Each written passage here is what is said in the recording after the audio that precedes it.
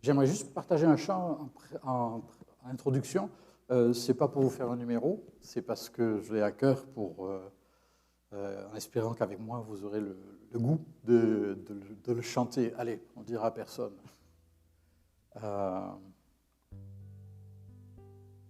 Et j'aime beaucoup ce petit cœur parce qu'il est une prière, mais aussi une parole de bienvenue. Il dit, Saint-Esprit, sois le bienvenu. Viens et fais en nous ce qu'il te plaît. On va sûrement apparaître d'une seconde à l'autre. Merci beaucoup, l'équipe.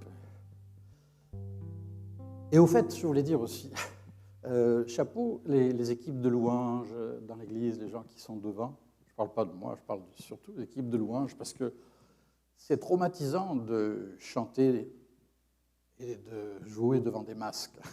Vous êtes plus que des masques, mais ça enlève tout un lien, toute une communion. On arrive à peine à discerner les sourires. Hein. Et quand on est devant, on a besoin, c'est vraiment un dialogue en réalité. On a besoin vraiment de... Même là, par exemple, je ne sais pas si vous souriez ou si vous faites la grimace. Dites-moi que vous souriez. Mais c'est quelque chose quand même. Hein. Alors on est obligé ça nous oblige à aller un pas de plus dans la foi, de dire, Seigneur, c'est toi qui connais nos cœurs, et puis c'est toi qui fait que derrière nos masques, oui, il y a aussi des sourires, peut-être qu'il y a aussi des larmes, hein, mais on est unis devant toi. Alors, je ne vous demande pas de me faire un sourire pour me faire plaisir, c'est pas ça que je voulais dire.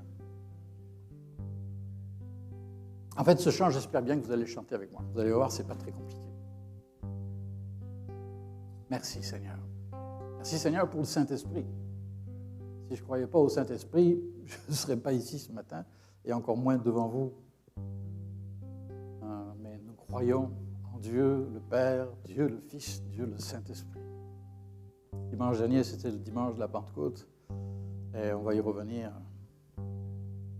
Mais Saint-Esprit, sois le bienvenu. Merci Seigneur. Saint-Esprit, sois le bienvenu. Saint-Esprit, sois le bienvenu. Vous voulez me suivre? Vous avez le droit. Je vous donne le droit. Saint-Esprit, sois le bienvenu. Saint-Esprit, sois le bienvenu. Oui, Seigneur, au milieu de nous. Saint-Esprit, sois le bienvenu. Viens et fais en nous ce qu'il te plaît. Dans ta grâce, viens nous purifier. Envahis notre être tout entier. Oui, Saint-Esprit, doux Saint-Esprit, Saint-Esprit, sois le bienvenu. Oui, Seigneur, dans nos cœurs, dans nos vies, dans nos foyers. Merci, Seigneur. Saint-Esprit, sois le bienvenu. Saint-Esprit, sois le bienvenu. Viens et fais en nous ce qu'il te plaît. Dans ta grâce, viens nous purifier. Envahis notre être tout entier. Oui, Saint-Esprit, doux Saint-Esprit, Saint-Esprit, sois le bienvenu. Oui, Saint-Esprit, doux Saint-Esprit, Saint-Esprit, sois le bienvenu. bienvenue. Merci Seigneur, puisque tu nous accueilles, nous pouvons t'accueillir à notre tour. Oh, sois béni dans nos cœurs, dans nos vies, dans nos circonstances, dans nos situations, dans nos peines, dans nos souffrances, dans nos labeurs. Merci Seigneur pour ton esprit, le consolateur, celui qui se tient à nos côtés, celui qui nous relève et qui nous réconforte, qui nous encourage, nous fortifie, nous renouvelle. Oh, merci Seigneur. Tu es aussi celui qui va à la rencontre de ceux qui sont qui vivent des drames, qui vivent des épreuves terribles. Je pense aux Premières Nations, Seigneur, avec ce drame de ces restes d'enfants, de corps trouvés dans ce pensionnat. Seigneur, guéris ce pays. Oh, notre Dieu, ta grâce. Bénis ces familles qui étaient déjà dans les larmes et le deuil depuis des années, et tout cela est remis à vif, Seigneur. Toutes ces plaies sont réouvertes. Quelle souffrance! Oh, quelle souffrance! Seigneur, ta grâce, ton esprit pour panser les plaies, pour consoler et réconforter. Au nom de Jésus, nous demandons aussi pour tous les chrétiens qui souffrent dans ce monde pendant que nous nous réjouissons dans notre confort, Seigneur. Ces pays où les chrétiens, plus que d'autres, sont privés de soins ou d'aide parce qu'ils sont chrétiens, souffrent de toutes sortes de discriminations, comme en Égypte en ce moment même.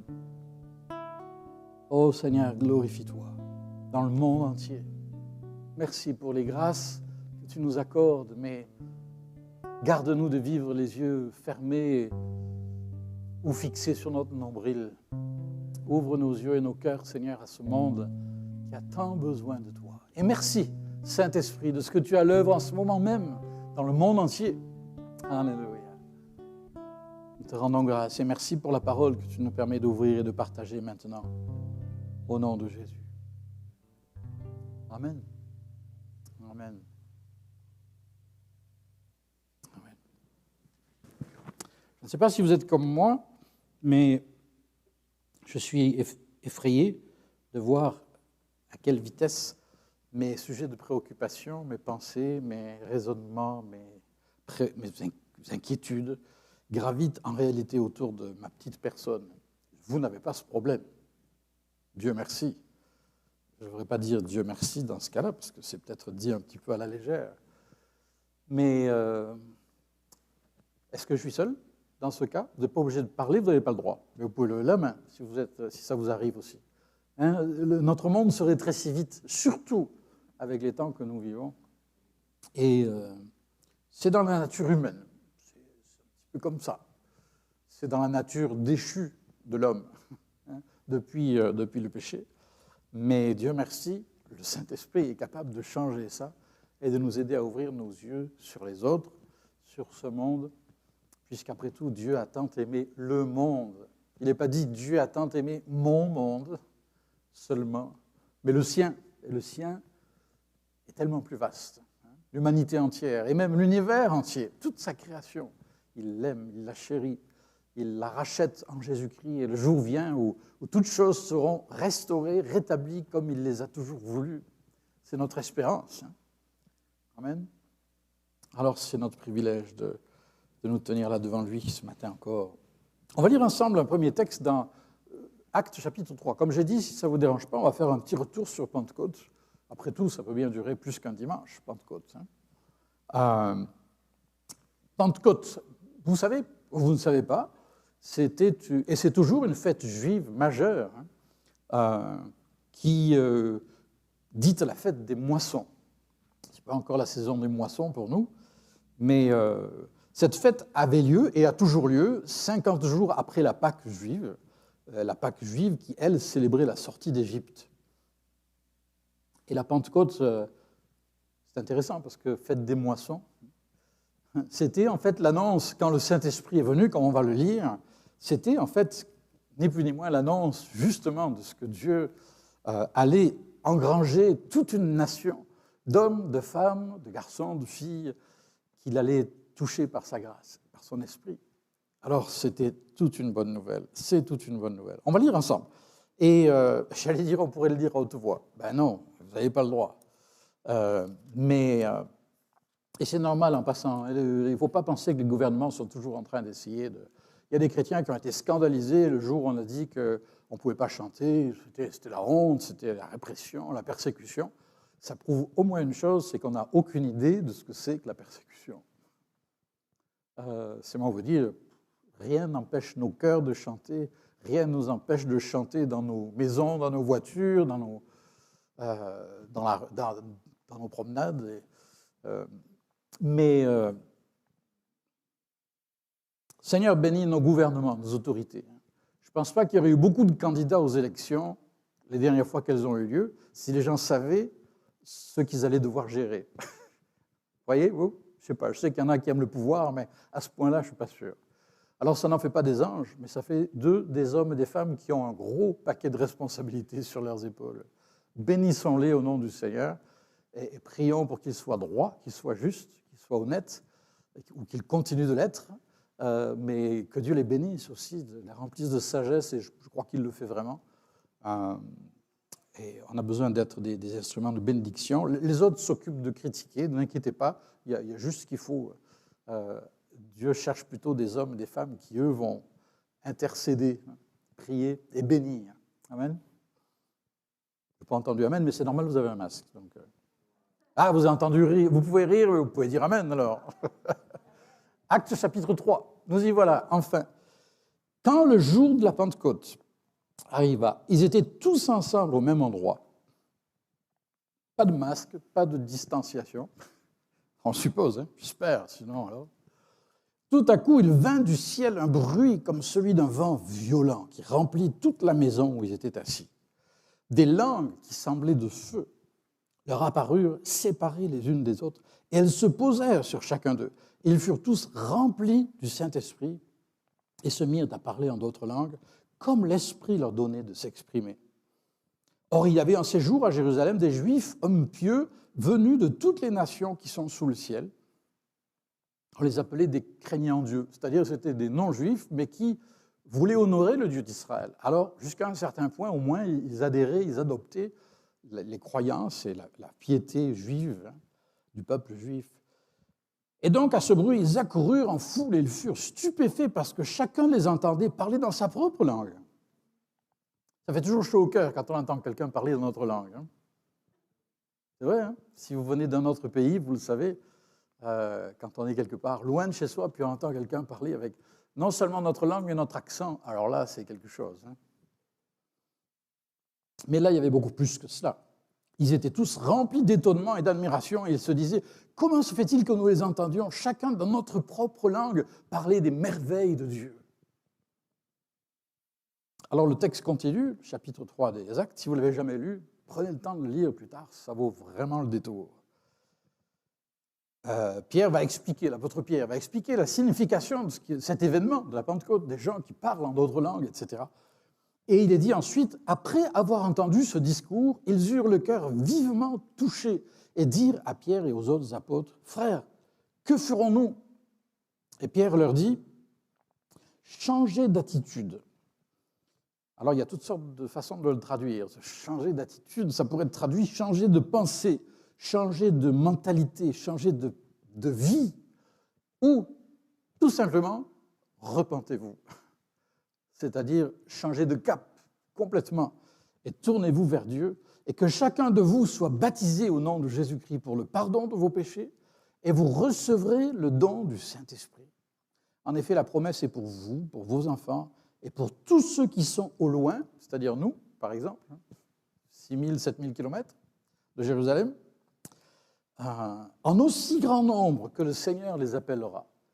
C'est formidable parce que Pierre est en train de décrire l'événement de la Pentecôte et puis déjà il se projette, ou le Saint-Esprit le projette et projette ceux qui l'écoutent vers l'avenir en disant cette promesse elle est pour vous et pour tous ceux qui viendront en aussi grand nombre que le Seigneur notre Dieu les appellera.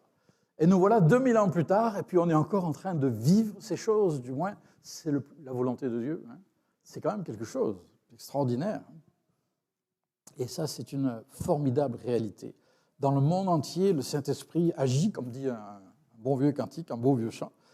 Il est encore à l'œuvre et des hommes et des femmes se tournent vers Dieu. Et il ne faut pas que les choses que l'on voit sous nos yeux ou proches de nous découragent ou nous fassent perdre de vue qu'aujourd'hui, dans le monde, il se passe des choses complètement stupéfiantes. Le Murray Cornelius, qui est le directeur exécutif des missions internationales de nos églises pour tout le Canada, disait il y a quelques jours qu'il y a plus de musulmans dans le monde, écoutez bien, il y a plus de musulmans dans le monde qui sont venus à la foi en Jésus-Christ ces dernières 20 années que dans les 14 siècles d'islam. L'islam a 14 siècles passés. Plus en 20 ans, ces dernières 20 années, que les 14 siècles. Et si c'était moi qui le disais, vous pourriez certainement le mettre en doute.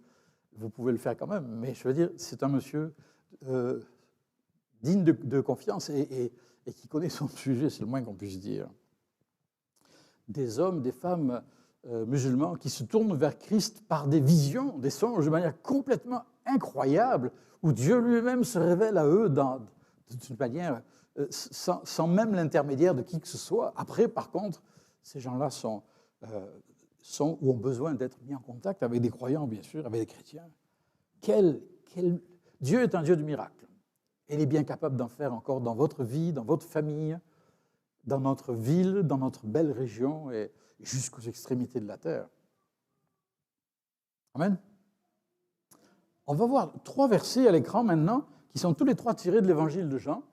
Et ils sont très intéressants parce que ça, c'est ce qui a précédé la venue. Évidemment, avant les actes des apôtres, il y a les évangiles. Et dans les évangiles, on voit comment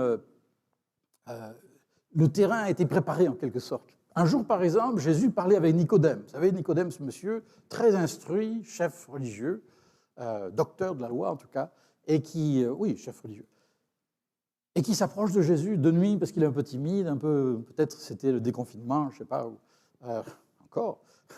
Et il s'approche de Jésus, et puis Jésus lui dit, il faut que tu naisses de nouveau. Et Nicodème, qui n'était pas né de la dernière pluie, a répondu en disant, comment est-ce qu'à mon âge, il avait probablement dans la cinquantaine au moins, donc il était très très vieux, je dis ça pour les jeunes qui m'écoutent, comment est-ce qu'un homme peut rentrer dans le sein de sa mère? Il n'était pas niaiseux, Nicodème. Il savait très bien qu'il ne s'agissait pas de revenir dans le ventre de sa maman, ce n'était pas ça du tout. Mais je crois que Nicodème est en train de dire à Jésus, ce n'est pas possible. Naître de nouveau, on n'en est pas capable. On ne change pas. D'ailleurs, Céline Dion le chante. Pardon, c'est vrai, on ne change pas. On ne change pas. Bon. C'est vrai qu'on ne change pas. Il n'y a que Dieu qui peut vraiment nous changer fondamentalement, profondément. Et c'est pour cela que Jésus parle d'une nouvelle naissance. Et Jésus dit, le vent souffle où il veut, tu en entends le bruit, mais tu ne sais pas d'où il vient ni où il va. C'est aussi le cas de toute personne qui est née de l'Esprit. Autrement dit, c'est un miracle, devenir chrétien. C'est un miracle. Entendez, je lisais l'autre jour qu'un scientifique athée qui défend la théorie de l'évolution, tout ça, disait, dans le fond, scientifiquement, le fait que nous existions est un miracle. C'est intéressant. Il ne voulait pas dire par là que tout d'un coup, il s'était converti à la foi chrétienne, pas du tout. Il voulait dire que statistiquement parlant, en termes de probabilité, c'est tellement impossible que toutes les conditions soient réunies pour que la vie existe sur Terre. Ça prend tellement de facteurs qui concordent, qui s'accordent, que c'est un miracle que la vie existe. Alors, bien sûr, nous, on a une nouvelle à dire à ce monsieur, c'est que, ça fait longtemps qu'on le dit, au commencement, Dieu créa. Et c'est ce que nous croyons. Ça prend, à mon avis, moins de foi de croire en Dieu que de croire qu'on est arrivé là par miracle, pour ne pas dire par accident. Mais ça, c'est un autre débat. En tout cas, Jésus est clair, c'est un mystère. C'est comme comment un homme né de nouveau, c'est par l'Esprit de Dieu. Et tu veux le comprendre, c'est bien. Jésus va lui expliquer certaines choses, mais il dit, le vent souffle, il veut, tu entends le bruit, mais tu ne sais pas d'où il vient ni où il va. C'est tellement vrai. Ensuite, au chapitre 16, Jésus dira, ça pour moi c'est une des paroles les plus stupéfiantes de toute la Bible. Je ne comprends pas qu'elle ne nous étonne pas davantage. Jésus dit à ses disciples, il vaut mieux pour vous que je m'en aille. Attendez, c'est Jésus là. Il multiplie les pains et les poissons, guérit les malades, il ressuscite les morts, il change des vies, et il dit aux disciples, oh mais vous savez, je suis avec vous là. Il a 33 ans. Il a 33 ans. Et il dit, non, mais il vaut mieux que je m'en aille. Oh, oh, il n'en est pas question. Moi, je l'aurais séquestré, là, Jésus, tout de suite. Je l'aurais enfermé quelque part, j'aurais dit, Seigneur, pardon, tu nous pardonneras bien, mais il n'est pas question qu'on te laisse t'en aller, où que ce soit. On te garde. On a besoin de toi. L'humanité a besoin de toi. Non, non, non.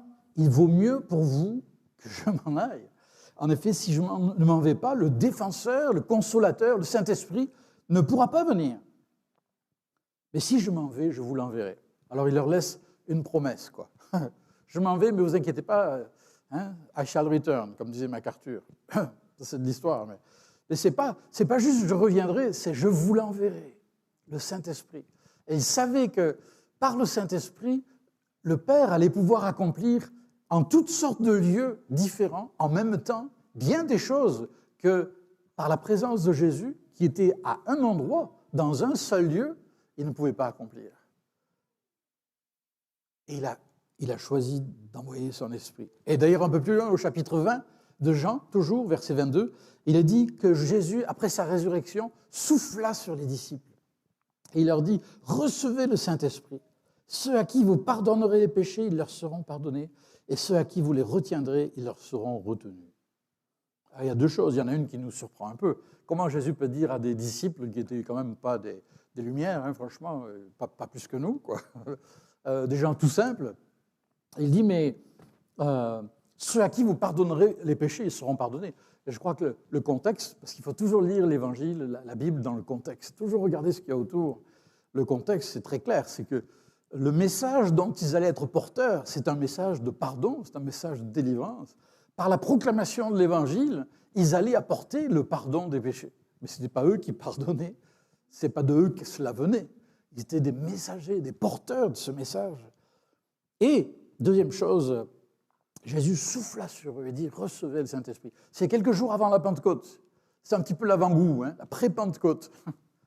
Il les met déjà dans cet élan, dans ce souffle, c'est le cas de le dire, le souffle de l'Esprit de Dieu dont nous avons tellement besoin aujourd'hui. Et c'est ce souffle qui traverse toute la Bible, de la Genèse à l'Apocalypse. Et c'est ce souffle qui traverse tout le livre des Actes.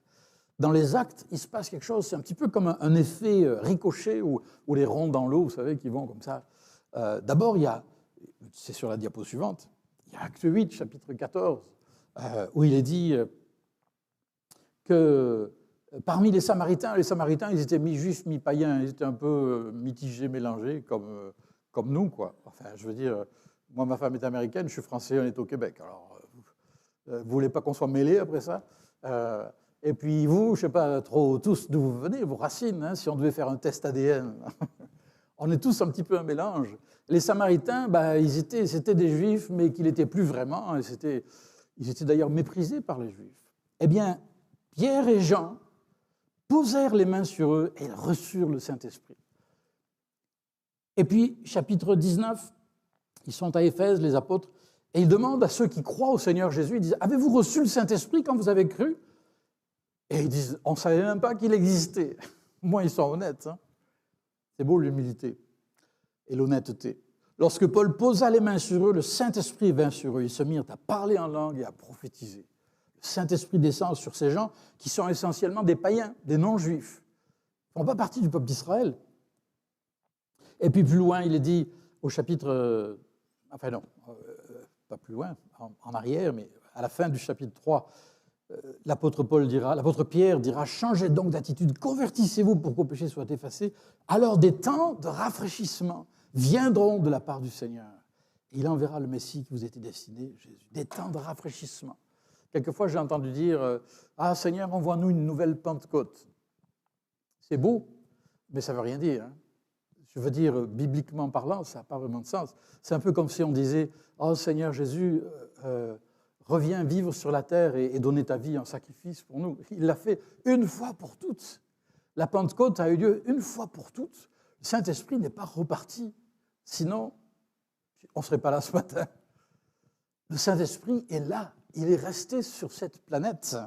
Et il est là toujours à l'œuvre pour toucher, convaincre et attirer à Jésus-Christ tous ceux qui prennent conscience de leur misère, comme vous et moi. Alors, c'est toutes les générations. Autrement dit, ça part de Jérusalem, mais après, la bonne nouvelle, par le Saint-Esprit, les disciples vont devenir des témoins, pas juste parmi les Juifs, mais en dehors. Et Dieu va toujours pousser avec son vent, avec son souffle, il va toujours pousser les disciples en dehors de leur zone de confort, comme on dit aujourd'hui. Il va toujours les pousser un petit peu plus loin. Il peut faire pareil avec nous, d'ailleurs. Il y a peut-être des gens à qui, vous et moi, on n'a jamais parlé du Seigneur, on n'a jamais eu l'occasion ou saisi l'occasion de les bénir, d'être témoins par nos actes ou quoi. Et à un moment donné, Dieu peut les mettre sur notre route ou sur notre cœur et nous faire prendre conscience qu'on a une responsabilité envers eux. Pas envers tout le monde à la fois, mais certainement, il peut nous diriger de manière précise pour être en bénédiction à telle ou telle personne proche de nous. Alors, nouvelle Pentecôte, je ne sais pas, mais des temps de rafraîchissement, ça oui, on peut les demander à Dieu. Et s'il dit clairement, il enverra sur vous des temps de rafraîchissement. Quand il a fait très chaud, ça fait du bien un peu de rafraîchissement. Pas trop de 0 degré quand même, s'il vous plaît, mais ça, on respire mieux. Et Dieu veut rafraîchir nos cœurs et nos âmes. Et j'aime cette expression. Vous savez que le mot « esprit », en fait, ça veut dire « souffle » en grec, la langue dans laquelle le Nouveau Testament a été écrit. Et d'ailleurs, en hébreu aussi, il y a un mot qui est le mot « ruach », qui est un mot qui veut dire le souffle. Par exemple, quand il est dit que l'esprit planait, on y vient dans... Ben, on va y aller tout de suite sur l'image. Ah oui, d'abord, cette image parlant de vent. Quand vous voyez ça, qu'est-ce que vous voyez ? À quoi vous pensez ? Ben, si vous êtes allergique au pollen de toutes sortes, vous vous dites « Ah non, quelle horreur, ça vole de partout, là, c'est une catastrophe. Enfin, le printemps et les allergies. Désolé les enfants et les autres. Ça passera. Mais en attendant, c'est pas drôle tous les jours. Mais il n'y a pas que ça. C'est qu'en fait, le vent, quand il pousse... L'autre jour, j'ai eu un problème avec ma petite fille, parce que je suis allé... mon fils n'était pas là. Alors, je suis allé tondre le gazon, et quand elle est rentrée, elle était un petit peu fâchée. Et les fleurs, je venais de tondre tous les pissenlits qui étaient beaux comme tout, jaunes, là. Un scandale. Alors, j'ai rassuré, je lui ai dit, t'inquiète pas, ils vont revenir très vite. Mais les pissenlits... Mais qu'est-ce qui se passe quand le vent souffle et que les comment on appelle ça ? Moi, j'appelle ça les parachutes, les plumeaux. Là, ce sont les graines qui sont disséminées comme ça. Et le principe, on le retrouve partout dans la nature. Le vent disperse et apporte la vie. Quelquefois, il fait des dégâts aussi. Mais le vent est porteur de vie. Surtout quand il s'agit du souffle de Dieu, bien entendu. Image suivante. Quelques textes rapidement, mais des textes magnifiques. Et si vous souhaitez, tout à l'heure, vous pourrez, pour la modique somme de rien du tout, vous pourrez avoir une petite feuille avec les notes, les textes bibliques. Et si vous voulez revenir sur ces textes, les lire tranquillement à la maison, je vous y encourage. Genèse, chapitre 1er, au commencement, Dieu créa le ciel et la terre n'était que chaos et vide. En hébreu, ça a été traduit par tohu bohu. C'était la confusion, apparemment. Un peu comme la confusion qu'il peut y avoir à regarder un tas d'argile posé sur le tour d'un potier, vous savez. C'est un vulgaire tas, on dirait, ça ressemble à rien, c'est un petit peu chaotique, c'est le cas de le dire. Mais non, pas du tout, parce que le potier va y mettre la main et il va faire ce que moi je serais incapable de faire. Il va en faire une œuvre d'art. Alors, tout était informe et vide, mais il y avait des ténèbres à la surface de l'abîme, et l'Esprit de Dieu planait au-dessus de l'eau. L'Esprit de Dieu, le souffle de Dieu était là. Et ça veut tout dire. Et c'est après qu'il a été dit ceci, que tout de suite après, il est dit, décrit toute la création pendant les 7 jours qui suivent. Toute cette création, parce que l'Esprit de Dieu était là. Laissez-moi vous dire, il n'y a aucune situation, il n'y a aucun endroit au monde, il n'y a aucune épreuve ou circonstance de vie dans laquelle nous sommes, où l'Esprit de Dieu ne soit pas là, ne soit pas tout proche, prêt à créer, prêt à recréer, prêt à restaurer, prêt à guérir. Où que vous en soyez dans votre vie, quoi que ce soit que vous traversiez en ce moment, l'Esprit de Dieu plane pas bien loin. Et si seulement nous pouvons lui ouvrir nos cœurs, lui dire « Saint-Esprit, sois le bienvenu ». Puisque Jésus-Christ a payé le prix à la croix pour mon salut, et il a payé le prix pour que je puisse devenir le temple du Saint-Esprit.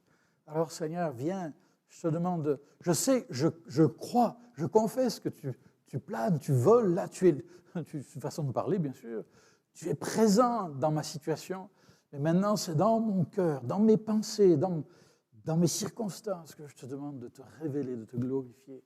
Amen. Texte suivant, l'Éternel Dieu façonna l'homme de la poussière de la terre, il insuffla un souffle de vie dans ses narines, et l'homme devint un être vivant. Le souffle, hein. On peut vivre jusqu'à 80 jours sans manger, dit-on. Moi, je n'ai pas du tout envie d'essayer. 80 jours, ça fait long. On peut vivre jusqu'à 3 jours, peut-être, sans boire du tout, mais pas beaucoup plus. Mais on ne peut pas vivre plus de 3 minutes, sauf si vous êtes apnéiste, pas plus de 3 minutes sans respirer. C'est pas beaucoup, hein? On a vite fait. Le souffle, c'est ce qui nous accompagne depuis notre premier souffle, depuis la naissance jusqu'à l'instant de notre mort. Le souffle de vie. Le souffle de vie. Texte suivant, l'Éternel, alors c'est l'histoire de l'Exode, l'Éternel refoula de la mer au moyen d'un vent d'est qui souffla avec violence. Il assécha la mer et l'eau se partagea. Comment est-ce que Dieu a ouvert la mer Rouge pour que le peuple d'Israël puisse échapper aux Égyptiens en soufflant de son souffle puissant? Et il est capable de faire pareil dans nos circonstances. Il en est bien capable. Il n'y a aucune circonstance qui résistera au souffle de Dieu. Vous avez remarqué comment le vent, il y a des choses que vous mettez sur votre balcon ou sur votre terrasse, là, plus ça va aller. Oui, mais s'il y a du vent, non, ça va aller. Mais quand le vent se met vraiment à souffler, mes amis, il n'y a pas grand-chose qui tient, qui reste debout. Et quand c'est le vent de Dieu, alors, plus loin, il est dit, tu as soufflé de ton haleine, la mer a couvert les soldats égyptiens hein, qui voulaient détruire le peuple d'Israël. Ils se sont enfoncés comme du plomb dans l'eau profonde. Tu as soufflé de ton haleine. Texte suivant, Nombre 11, où le peuple se plaint parce que Dieu leur a donné de la manne, c'est-à-dire, on pourrait dire du pain, si on veut vraiment simplifier. Alors ils se plaignent parce que maintenant ils veulent de la viande, évidemment. Hein. Alors Dieu fit souffler de la mer un vent qui amena des cailles et les dispersa sur le camp. Texte suivant, il nous dit que, parlant des animaux, Seigneur, tu leur retires le souffle, ils expirent, ils retournent à la poussière, mais tu envoies ton souffle, ils sont créés, tu renouvelles ainsi la surface de la terre. Oh, merci Seigneur pour son souffle. Job, chapitre 4. On va peut-être sauter par-dessus la diapositive suivante, Ézéchiel, bien que ce soit des textes magnifiques, et arriver à Zacharie, chapitre 4, verset 6.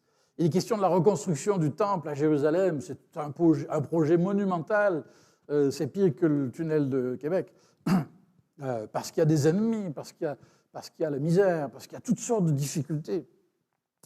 Et Dieu dit par son serviteur, le prophète, « Cette œuvre, vous ne l'accomplirez ni par votre bravoure, ni par la force, mais par mon esprit, dit le Seigneur des armées célestes. Et qui es-tu, toi, grande montagne? Devant mon serviteur, tu seras transformé en plaine. » Merci Seigneur. Des montagnes qui sont devant nous, si seulement nous osons garder nos yeux tournés vers le Seigneur et lui faire confiance, le temps viendra où cette montagne deviendra une plaine. Difficile à croire parfois. Hein? Et pourtant, Dieu le peut, parce que Dieu est le Tout-Puissant. Et de son souffle, il est capable d'emporter bien des choses loin de nous et d'apporter bien des choses dans nos vies, de combler à nos besoins. J'aimerais vous montrer une image magnifique qui va suivre. Si quelqu'un a un voilier et que vous ayez une petite place, à un moment donné, vous avez besoin d'un gars pour nettoyer, Moi, je ne suis jamais monté sur un voilier, j'avoue que ça me tente très bien. Mais ça dépend pour aller jusqu'où. Hein. Et si c'est un voilier comme ça, j'espère que je ne serai pas tout seul, parce qu'il faut du monde pour faire avancer cet engin-là. Vous vous rendez compte? Un bateau de cette taille, il fonctionne uniquement ou essentiellement au vent. se fie au vent, il a besoin il n'y a pas de vent, il va nulle part, ou pas très loin. Et il y a cette citation que je trouve splendide de Saint-Augustin, qui a écrit un jour « Dieu fournit le vent à l'homme de hisser la voile ». C'est pas beau ça? Parce que si on ne hisse pas les voiles, ben on n'ira pas loin, même s'il y a du vent. Et si on ne s'ouvre pas à l'action de Dieu, on pourra toujours dire bah, « Dieu ne fait rien dans ma vie, Dieu ne fait rien ». Mais c'est à nous de hisser On ne fait pas de miracle. Le miracle, c'est le vent, c'est l'action de Dieu. C'est lui qui agit, lui seul qui est capable de toucher les cœurs, de convaincre les membres de notre famille, d'éclairer une situation ou de la transformer. C'est lui qui le fait, c'est lui seul. Alors, oublions notre petit moteur, là, qui ne nous amènera pas bien loin avec nos 2 litres de carburant. Mais souvenons-nous que Dieu est celui qui est capable de souffler dans nos voiles pour nous faire avancer et nous amener à bon port. Amen. Oh, merci Seigneur. Il est puissant, il est précieux, il est capable de nous secourir en tout temps. Et puis, peut-être juste vous laisser ces 2 autres versets pendant que je retrouve la bonne page. Romains chapitre 8, verset 14, il dit ceci. En effet, tous ceux qui sont conduits, alors conduits, je pense aux voiliers là, dirigés, qui sont orientés, qui sont guidés, qui sont menés par le Saint-Esprit, sont fils de Dieu. Autrement dit, c'est la démonstration qu'on est, la preuve, si on veut, qu'on est véritablement enfant de Dieu, animé par son esprit. C'est quand on le laisse gonfler nos voiles et nous conduire et nous diriger dans nos paroles. Un voilier, ça a une qualité, c'est que ça fait moins de bruit qu'un pétrolier. Mais merci Seigneur, ça avance. Et que d'énergie gaspillée si souvent. Nous voulons par nous-mêmes essayer d'aider Dieu ou même de faire les choses à sa place pour convaincre quelqu'un et sermonner nos enfants ou quelqu'un d'autre, ou notre femme ou notre mari. Et plus on en rajoute, plus les cœurs s'endurcissent. Et plus on essaie, plus on échoue. Et plus on se décourage. Si seulement on pouvait se décourager pour de bon et dire « Seigneur, j'en ai marre, pardon, je capitule.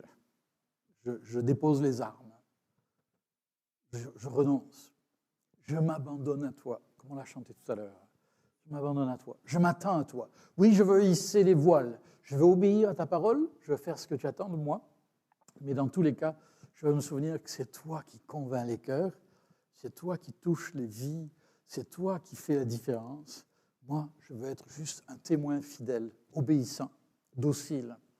Je veux faire du bien, je veux bénir. Je veux apporter des paroles d'encouragement. Je veux parler du nom de Jésus avec sagesse. Vous savez, il est dit que l'esprit que Dieu nous donne, ce n'est pas un esprit de crainte ou de timidité, mais de force, d'amour et de sagesse. La force, ce n'est pas cette force impétueuse qui va tout emporter sur son passage et puis écraser les pieds des gens en passant, hein, au nom du Seigneur, ou je ne sais quoi, ou au nom d'un verset biblique. Non, non, c'est un esprit de force. Mais j'aime beaucoup cette image parce que il y a la force, ça me fait penser à un courant, à un torrent, une rivière. Mais c'est aussi un esprit d'amour et de sagesse. Et j'aime penser que c'est un peu comme un torrent. La force, c'est le torrent. Et les berges ou les rives, c'est l'amour et la sagesse, qui font que cette énergie est contenue, elle ne fait pas n'importe quoi. On ne dit pas n'importe quoi au nom du Seigneur. C'est pas vrai qu'on va aller prier n'importe où, n'importe comment. Mais par contre, on va être conduit par l'Esprit de Dieu. On va rester disponible et apprendre à être conduit par lui. Et tant pis pour les fois où on se trompe, mais apprenons de nos erreurs. Disons, Seigneur, là, je suis allé trop loin. Ou au contraire, plus souvent, je ne suis pas allé assez loin. Je n'ai pas hissé ma voile. Je n'ai pas osé confesser ton nom. Je n'ai pas osé agir, aider cette personne comme j'aurais pu, qui aurait été une occasion pour elle de se tourner vers toi. Alors, il y a ce texte magnifique d'Ésaïe 50, qui est un de mes préférés, si on peut parler comme ça, qui dit « Le Seigneur, l'Éternel, m'a donné une langue de disciple attentif. » Oh Seigneur, permets que ce soit vrai. « Pour que par mes paroles, je sache fortifier ceux qui sont fatigués. Et il me fait tendre l'oreille matin après matin, afin que je l'écoute comme un disciple. » Si on veut avoir la langue, j'allais dire bien pendue, si on veut avoir les mots justes à prononcer, il va surtout falloir apprendre à tendre l'oreille, à être attentif, pour parler moins, mais mieux. Amen. Et être des instruments, des porteurs de bénédiction. Alors, je veux terminer. Si, ça arrive. Seigneur, aide-nous à être attentifs. Les chrétiens, la tradition chrétienne des siècles passés employait une expression, elle parlait de rechercher l'émotion de l'Esprit Saint. L'émotion, en vieux français si on veut, hein, c'est dans le sens de les mouvements de l'Esprit Saint, ou les impulsions, la direction. Je vous mets au défi cette semaine de dire, Seigneur, rends-moi attentif à tes mouvements dans mon cœur.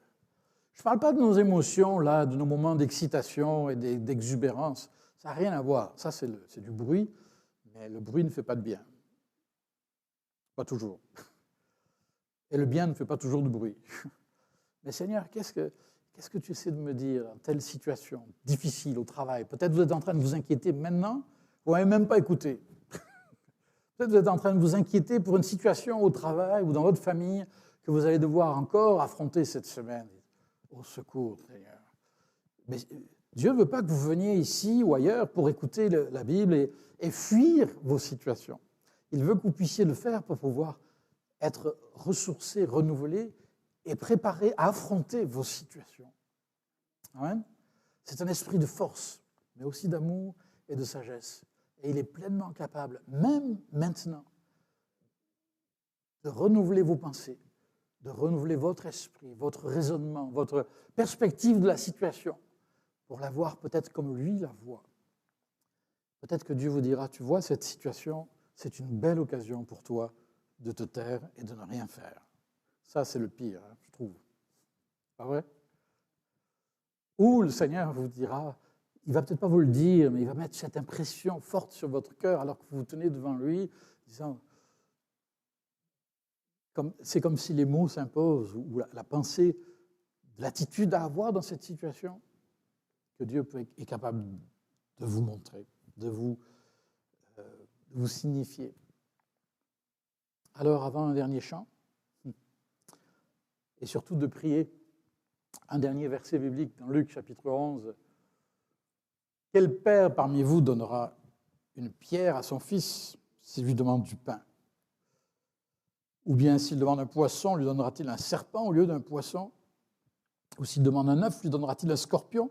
Si donc, mauvais comme vous l'êtes, vous savez donner de bonnes choses à vos enfants, le Père céleste donnera d'autant plus volontiers le Saint-Esprit à ceux qui le lui demandent. » Amen. Quelle parole extraordinaire de Jésus. Quelle promesse superbe. J'aimerais qu'on prie le Seigneur et juste quelques instants. Et puis, j'aimerais partager un autre chant qui est une prière, justement. Mais est-ce qu'on peut dire, Seigneur, Saint-Esprit, sois le bienvenu? Viens. Peut-être c'est la première fois, peut-être vous n'êtes pas encore vraiment chrétien, engagé. Pourquoi ne pas dire, Seigneur, sois le bienvenu. Viens changer mon cœur, faire de moi une nouvelle créature, ton enfant. J'ai besoin de toi. Et si vous l'avez déjà fait il y a un mois, 1 an ou 10 ans, pourquoi ne pas dire tout à nouveau, Saint-Esprit, sois le bienvenu. Viens régner dans mes pensées, dans mon cœur. Viens me purifier. Viens emporter au loin les feuilles mortes, les choses mortes dans mon cœur, les mauvais raisonnements, les mauvaises attitudes. Viens renouveler en moi un cœur pur, un esprit bien disposé. Et viens me remplir de force, d'amour et de sagesse. Seigneur, j'ai besoin de toi. Fais-le aujourd'hui dans ma vie. Fais-le en cet instant. Et il le fera. Il le fera parce qu'il est bon. Il le fera parce qu'il est puissant. Et il le fera parce qu'il sait mieux que vous combien vous en avez besoin. Mieux que moi combien j'en ai besoin. Oh Seigneur, à toi la gloire. Merci d'agir dans nos cœurs et dans nos vies. Merci de te révéler avec puissance. Au nom puissant de Jésus. Alléluia. Merci Seigneur. Merci Seigneur. Saint-Esprit, souffle de Dieu, nous t'accueillons, viens purifier nos cœurs. Amen.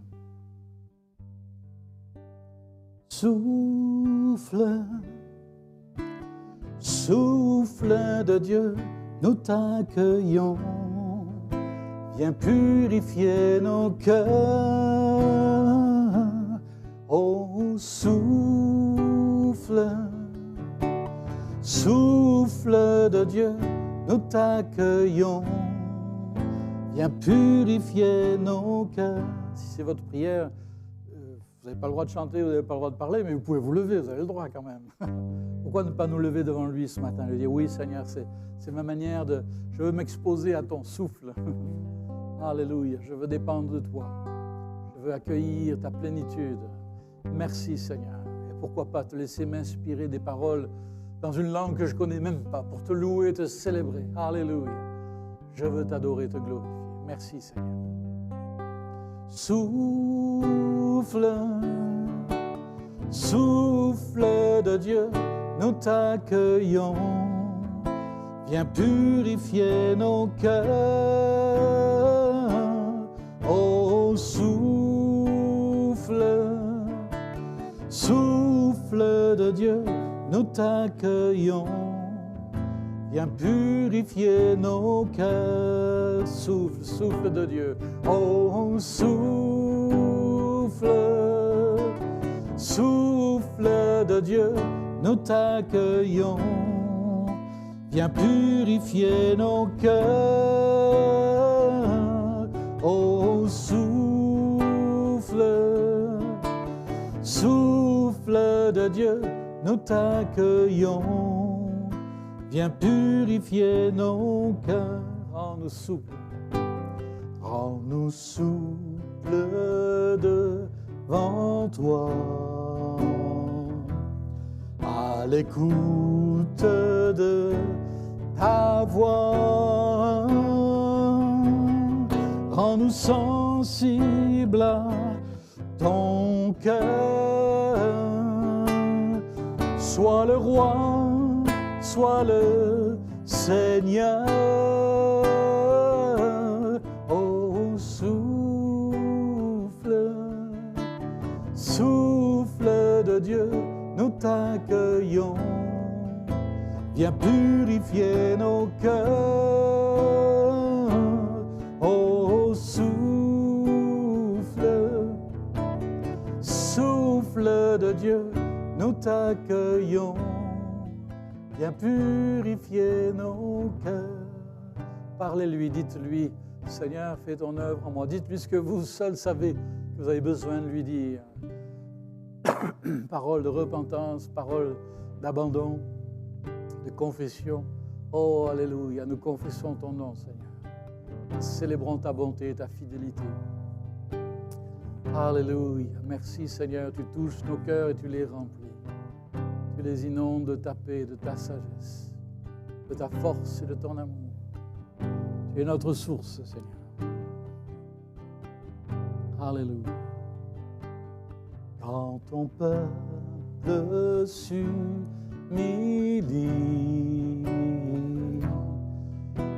renouvelle en lui ta vie, chasse l'orgueil et la crainte, et rend ton Église sainte. Oh, souffle, souffle de Dieu, nous t'accueillons.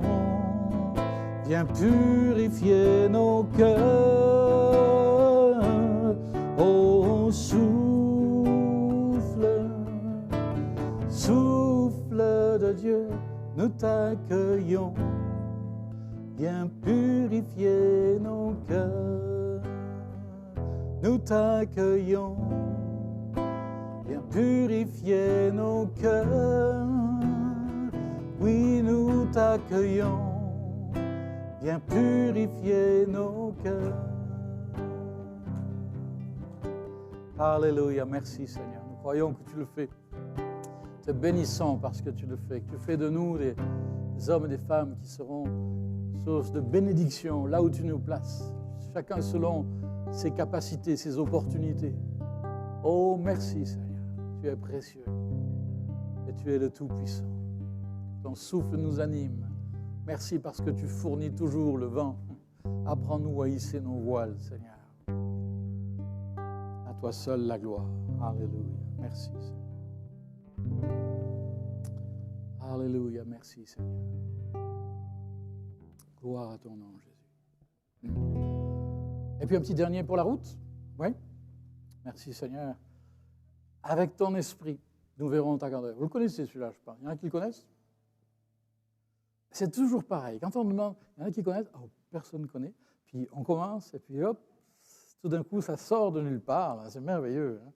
Le miracle, la grâce, je ne sais pas. Mais je comprends qu'on ne peut pas toujours reconnaître juste comme ça. Je voudrais mentionner en passant que j'aurai les petites feuilles pour le même prix que tout à l'heure, donc gratuites. Si vous êtes intéressé d'avoir les notes, c'est moi qui les aurai en main. Et aussi, sans sa permission, qu'elle ne m'aurait pas donnée, j'ai amené avec moi 2 ou 3 copies des 2 très bons livres de ma douce moitié. Un qui s'appelle « Entre nous », qui parle des rencontres par lesquelles Dieu nous façonne, travaille nos vies. Puis l'autre qui s'appelle « Lettres d'amour », pour ceux qui ne connaissaient pas. Vous ne savez pas ce que vous ratez. Je ne suis pas un très bon vendeur en principe, mais c'était juste un petit rappel. Mais merci Seigneur pour son esprit. Avec son esprit, nous verrons sa grandeur. Ça demanderait peut-être un petit peu de... C'est possible? Un peu de percussion, bongo. Où est passé notre percussion? Avec les masques, on ne se reconnaît même plus. Non? Il n'est pas là? Ah ben alors, c'est pas grave, tant pis. Il y a le batteur aussi, il est parti? Oui? Ah ben alors, vous êtes pris avec moi. Voilà. Hop, bon. Avec ton esprit, nous verrons ta grandeur. Vous avez le droit de frapper les mains, c'est légal, ça on peut le faire. Avec ton esprit, nous verrons ta grandeur. Nous verrons ta grandeur. Nous vivrons l'unité. Nous connaîtrons ton cœur. Nous serons tes témoins jusqu'au bout de la terre. Nous aurons la puissance pour vaincre la chair. Avec ton esprit, avec ton esprit, avec ton esprit, nous verrons ta grandeur. Nous vivrons l'unité. Nous connaîtrons ton cœur. Nous serons tes témoins jusqu'au bout de la terre. Nous aurons la puissance pour vaincre la chair. Avec ton esprit, tu as dit que tu donnerais librement ton esprit. Tu as dit de demander, alors nous voici. Avec ton esprit, avec ton esprit, avec ton esprit, tu as dit que tu donnerais librement ton esprit. Tu as dit de demander, alors nous voici. Avec ton esprit, avec ton esprit, avec ton esprit, avec ton esprit, avec ton esprit. Oh, merci Seigneur.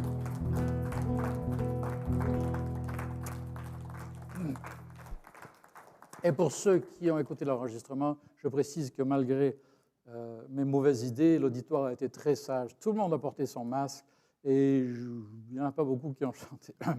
Mais non, on n'a pas chanté, on n'a rien fait qu'il ne fallait pas faire, à part moi. Voilà. Alors, merci à tous. Que le Seigneur vous garde et puis vous raccompagne dans sa paix. Et ne manquez pas de vous saluer. Si ce n'est pas fait, rattrapez-vous, parce que pour toutes les fois où on ne s'est pas vu. Hein. Merci pour votre bon accueil et votre patience. Amen.